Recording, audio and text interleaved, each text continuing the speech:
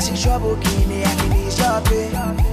When I look in your face, I see struggle, LIB, I'll take it away. When I look at your heart, I see tears, Cyril, on my wipe them away. Africa, we can stick together to kick this evil highway.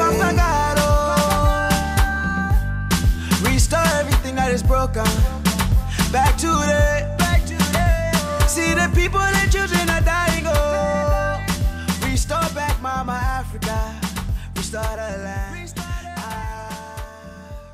The Checago Brand Foundation is an organization that empowers underprivileged community through the community development. In doing so, we decided to focus on 3 areas. There were a lot of areas that need to be covered in Liberia because we've had 14 years of civil war and virtually all of our infrastructure were destroyed.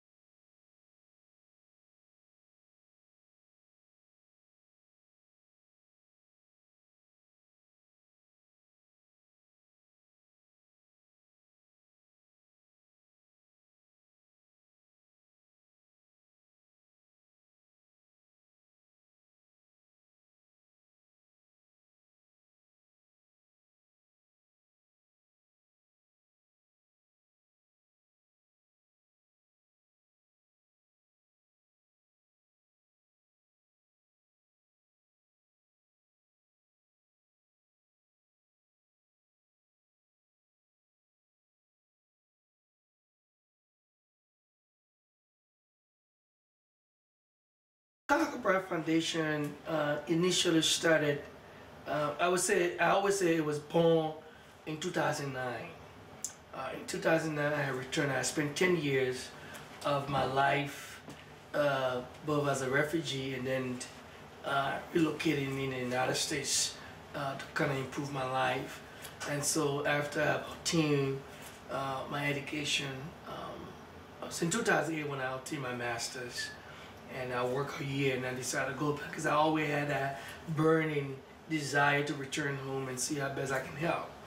And so in 2009 when I returned, that's how the idea of the Checago Brand Foundation was born, through consultation, town hall meetings with community leaders and youth in those communities. And then we officially launched the foundation in 2010 in the United States, in Columbia, Maryland. That was, I remember, December 3rd. But from January 2010 to December, we have already begun doing some projects in Liberia. But we officially launched the organization in 2010. So I would say the idea was born in 2009, 2010. We officially launched it to the public.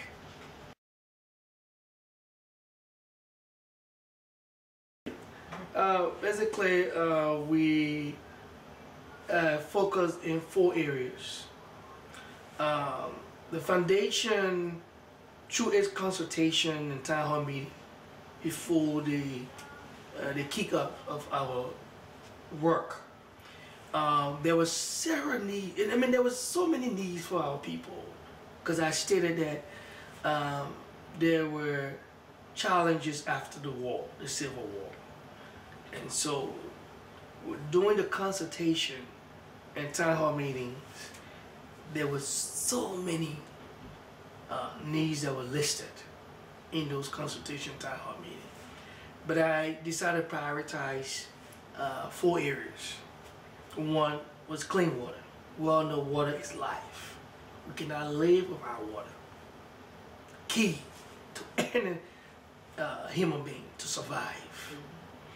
And because of the war, we had destroyed all of our infrastructure, virtually destroyed everything. There were now sewer systems were broken. There was not running water in the country. And so there was a challenge in the area of access to clean water. Folks were fetching water from open wells, which were prone to waterborne diseases. People were fetching water, drinking water from polluted and abandoned creeks, running rivers where people were defecating at the other end and it was rolling down. People were digging well in areas that folks had passed their bodies were before, and we had makeshift toilets around. So there was a lot of challenges in access to clean water, and I felt it was key, because water is life. And so the second piece of that was also sanitation. We look around the country, there was, as I stated again, the infrastructure was destroyed. There's no flush toilet in the country, in most parts of the country, especially the rural. Even in Monrovia, we had sewer system broken, where feces were all on the streets. When the big pipes are broken, you will see feces all over the place. And you go in the slum, you will see makeshift toilets. When I mean makeshift toilets, you had people build their toilet over water, a river, with zinc, rotten planks that are not stronger. Imagine your mother, your elderly parents have to walk on that makeshift toilet, that toilet that's hanging over the river. Imagine your son or your daughter at the age of 4 or 5 have to go and defecate in our area, 6, 7 years old. To go find themselves in the feces. You won't know where they are. Imagine your disabled parents, children, family member have to use that kind of makeshift toilets.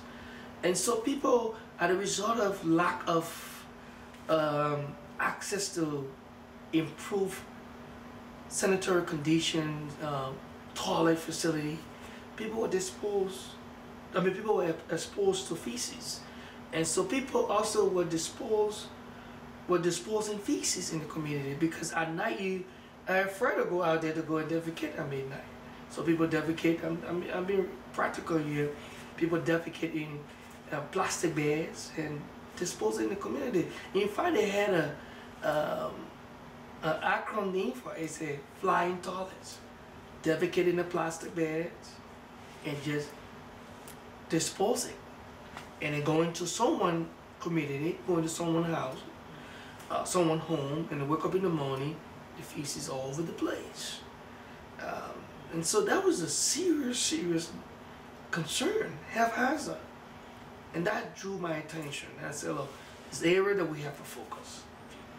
With the educational piece, we saw that there was a lot of educational projects around the country, because there was a need for people to get back to school, women education, boys, street children. So I said, okay, we'll focus on providing educational materials and scholarship. And we also use that, we will also partner with other institutions or organizations that are already doing the work in the area of education to help, take another step forward. So we were not too deep into education, but we were providing educational materials, scholarship, partnering in other areas that we, in terms of training. And so the last piece was also, okay, we can do advocacy. We don't have to talk about it. We can talk about it, but actions will show that there's a need for some needs in those communities that we're going to. For example, we went to a community in Bon County, which is the in the center of Liberia, and we went to a town called Plymouth Town. And they have called us for clean water. They didn't have clean water. They didn't have no toilet facility. And when we got there, they were doing school. The kids were walking 1.5 hours to go to school. And that alone was causing children not to go to school at time. Most of them, when I go to school, they'll go once in a week and they're done. And so there was a need for a school to be built in our area. And so our president there highlighted the need for a school. And now today, I can say to you that people that we took there with us now have begun to build a school. And hopefully this year they will have a school. And so that's how our advocacy piece came in, you know, in terms of advocating for communities that we go to that we cannot provide the services that they need, but we can get to the government, we can get to non-profit organizations that are providing those services to the people. So those are the 4 areas that we have been able to focus on over the years.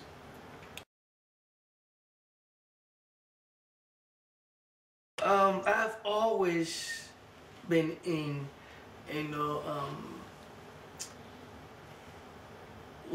folks in Liberia can say in the panga, but I've always been in the corridor of leadership, giving back. You know, I grew up when I was in the elementary. I was the student leader, junior high, senior high, and I've always been involved in organizing folks to do something positive, either through academic, communities activity, mobilizing for a good cause. And so that was part of me before I even left. And so being a refugee in Ghana for 5 years added onto the already passion and inspiration of helping people,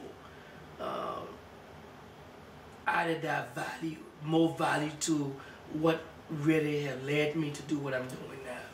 Because I saw the need, I was there, I went through it all. And so when I got to the United States, I said to myself, let me empower myself and then go back and empower my brothers and sisters back home. And I empowered myself through education, and then I decided to go back home. And when I got back home, that's when I hit the ground. I hit the ground running, meeting people, trying to help. So it's just been a part of my life, giving back from elementary to senior high, even in college in America. I was always involved in organizational activities, and so that have always been a part of me. But also my upbringing. I grew up in a home where my mom did not go to school, never been to school. She knew the value of education. I grew up in a relatively poor community. Mom was a businesswoman, but we were still struggling. You know, she has to get produce to sell in the market. I have to go to school, come back and sell. And so that humble beginning kind of propelled me to have play a lot of roles in different capacity in high school, in college, in my community, my life, my personal life, in the community that I live. And everywhere I live, I like to make an impact. And so that has been an inspiration throughout my life. Good, good. What are some of the challenges you have faced since starting your foundation, and how were you able to overcome them?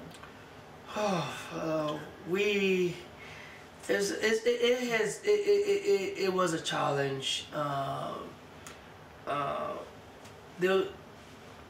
Let me just backtrack. God has been good to me and to our organization.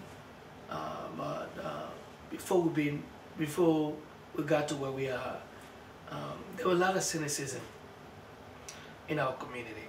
That was one of the major challenges that I faced. I'm a young man. People who came after me, people who came before me, promised to do things for our people, and they did not live up to their commitment. They used the crisis in Liberia, the suffering of the people, to exploit them through organizational, non-profit, as a way of exploiting the people. You know, going out there and soliciting funds, goods and services in the name of helping people. And there was a couple of organizations too over the years have not lived up to what they said they would do. They have different social organizations that were in the name of helping people back home.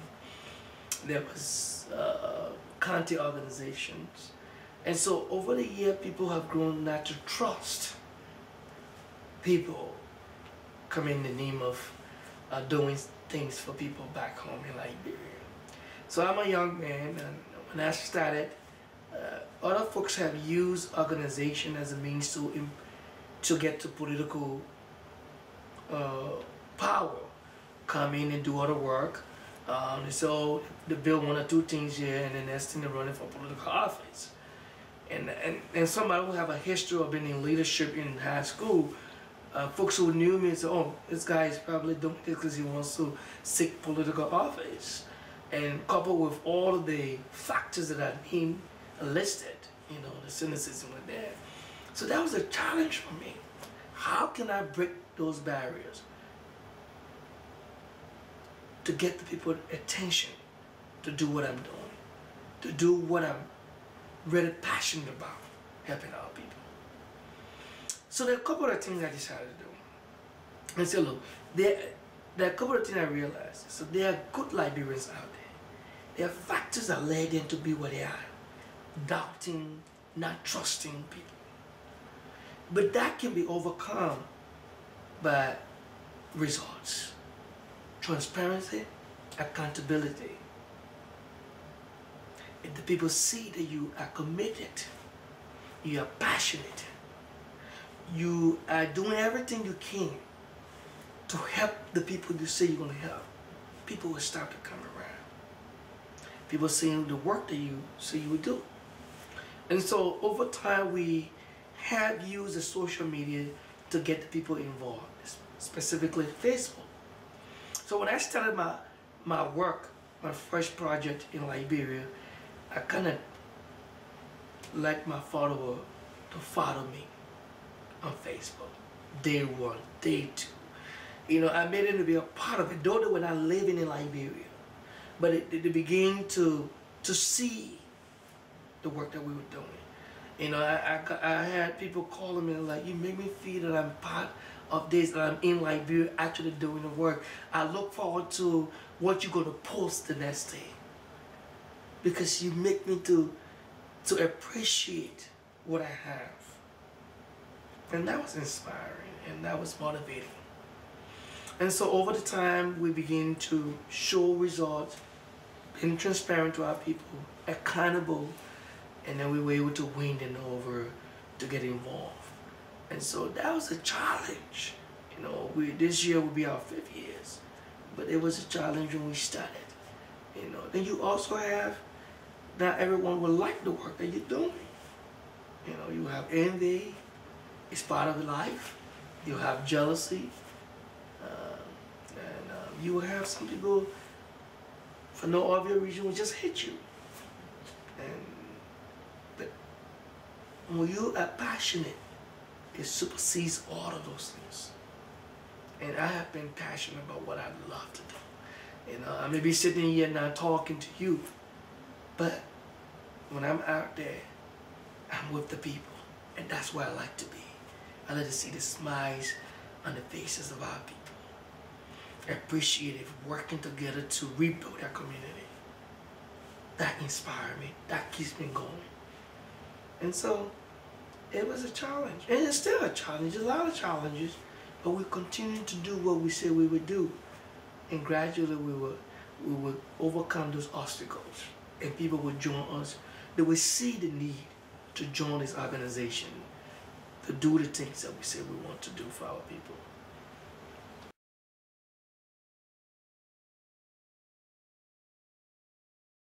I want to see a Liberia where our folks, our people, will have access to basic social needs. Our people must survive. You know, the time you're taking to go and fetch water from the creek, the miles, the distance, that is poverty. How can you get yourself out of poverty when you have to even take hours to get water? So when our people have access to basic social services, there will be a lot of progress. Most people will not be finding themselves in poverty. They will be focusing on trying to get their education. They'll be focusing in trying to make sure that they can improve their lives, get employed.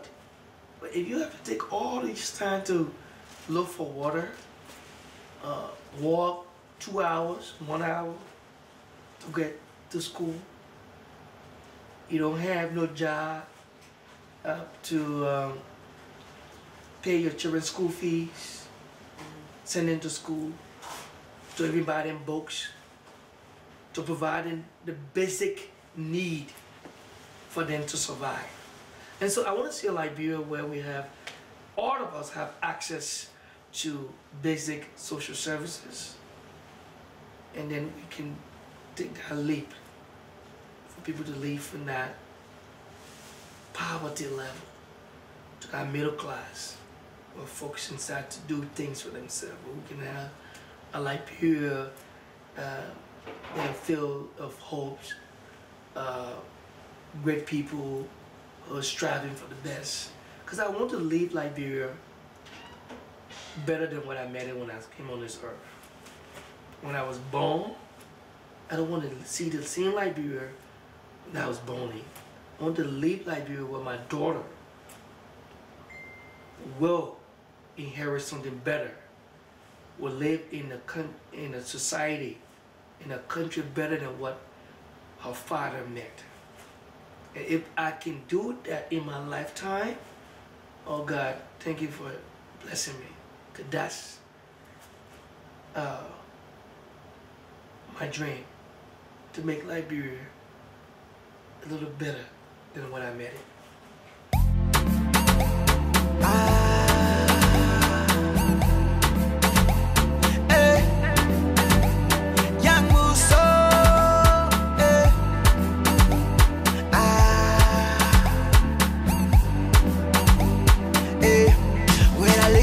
I see trouble, Kini, I can ease your pain. When I look in your face, I see struggle, LIB, I'll take it away. When I look at your heart, I see tears, Cyril, on my wipe them away. Africa, we can stick together to kick this Ebola away. Restore everything that is broken. Back to the, see the people and children are dying, oh. Restore back Mama Africa. Restart a land. When I look at the kids in Liberia, how they struggle every day.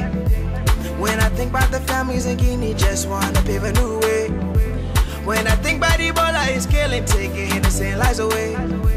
Oh my God, we just need your guidance to stop all the